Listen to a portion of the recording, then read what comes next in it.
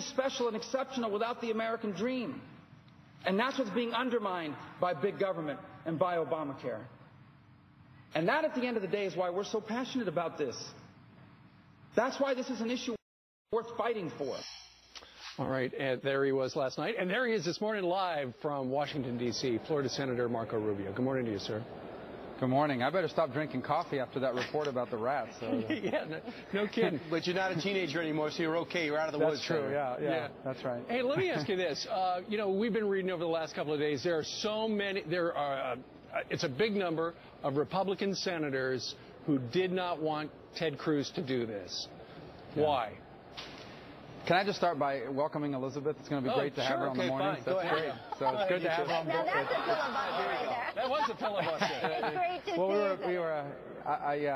see I think you're in a better place. Let's put it that way. There you go. Anyway, so just to go back for a second on your question. Look, I think it's important to understand that all Republicans are united, all, on the notion that Obamacare is bad and needs to be repealed. There isn't a single U.S. senator that does not believe that. I think the debate is about the right tactics on how to approach this. And, you know, their concerns are that this somehow would set us back in this effort. I just passionately believe two things. On a personal level, I have to be able to go back home and tell people that I did everything I could to stop Obamacare, because it's going to hurt people very badly. And that includes taking this as far as we can, and that's what we're hoping to do. And the other is, I think it's important that we create awareness. You know, these issues have a tendency to get lost in the narrative of the day.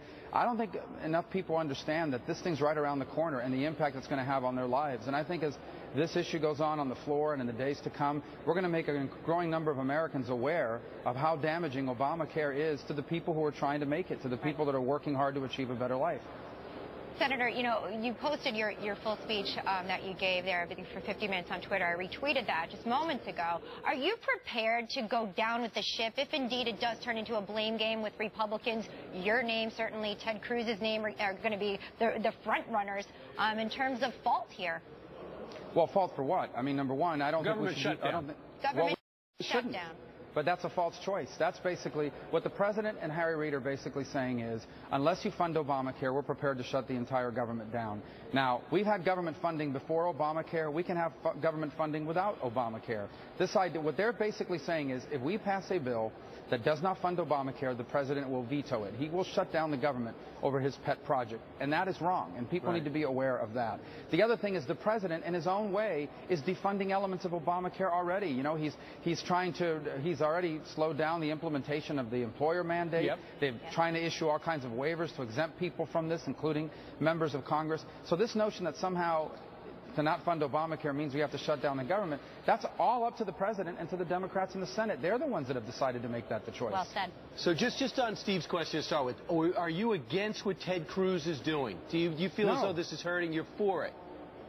No, hurting the Do you party? think it's hurting the party, your party? Let me say this. We are now have the ability to spend the last 18 hours, as Ted has done, and those of us who have tried to help him, and others, to inform the American public about the reality of what Obamacare is going to mean to their lives. How can that be a negative? As a growing number of Americans become aware of how damaging this bill is going to be to their lives and to our economy, I think that can only benefit us and, of course, benefit the country. So I don't see the downside to spending the time educating the American people about how dangerous it is. And when you're in the minority, as we are in the Senate, that's one of the few opportunities we have to do that. So what is the end game, Senator? Well, I mean, my hope would be that the end game is that we can create public pressure. What do you think it is? Right now, it looks like the Democrats have stubbornly dug in and are basically saying that the only bill they will pass out of here is one that funds the government, but only if it funds Obamacare. And they won elections, so they do have the majority. So ultimately, that may be the direction that we're headed, but if it is, the American people will know. People will be on record. We are hours away from senators having to record their vote, and there are Democrats who come from states where people are going to be badly hurt by Obamacare, and they're going to have to explain to people why they are wasting taxpayer money on such a damaging program to the country. Well, I tell you what, Senator, I'm looking at the Twitter and the Fox and Friends email, and there are a lot of people out there who feel that, you know, it may be a lost cause, maybe the numbers aren't there in the final vote tally, but they do admire Ted Cruz for standing up, being a patriot, and doing what he could do, and obviously that's why you lent your name and some of your time to try to help him block, you know, this whole thing that's going on right there. They're thankful that you're fighting the good fight, Senator. Well, the bottom line is that we're not just here, we're here to try to make a difference. And sometimes the difference begins by communicating to our people. And the good news is we have more ways to communicate with everyday Americans than ever before, through social media, through Fox, through other outlets. I think Americans are more aware this morning than they were last night of why Obamacare is so bad for the country. Senator, what about the fact that this thing is, with all the waivers and all the problems with it, it's unimplementable in most states, that you have now taken the narrative away from the disaster, which seems to be this law, and now put it on yourselves as obstructionists, allowing yourselves to fall on the grenade that was about to explode?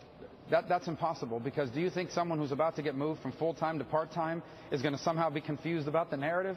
Do you think someone who's going to lose their existing health care coverage and their relationship with their doctor is somehow going to be confused about the narrative? But this doesn't do anything either. This doesn't do anything either. But first of all, what's happening now is a growing awareness around this country that Obamacare is not what it was sold at. This is not free and cheap insurance for everyone who wants it. This is hurting people who are trying to make it. Here's the one more point that I think is becoming apparent to people, and this is true of big government, which Obamacare is a part of.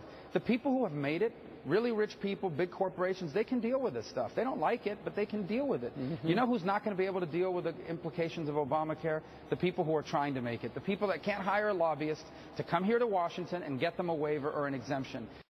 They're going to pay the price, and I think people are more aware of it this morning than they were last night, of that reality, and I think that's only going to increase in the hours and days to come. And ultimately, I think that will lead, whether it's next week, next month, or next year, that will lead to the repeal of this terrible, terrible law. Well, you're right. People got an earful and are getting an earful about Obamacare and what it's going to do to the country. Senator Marco Rubio, thank you very much for joining us live. We're going to say goodbye unless you have more personal messages for Elizabeth. It's just great to have her on TV here at Fox. It is.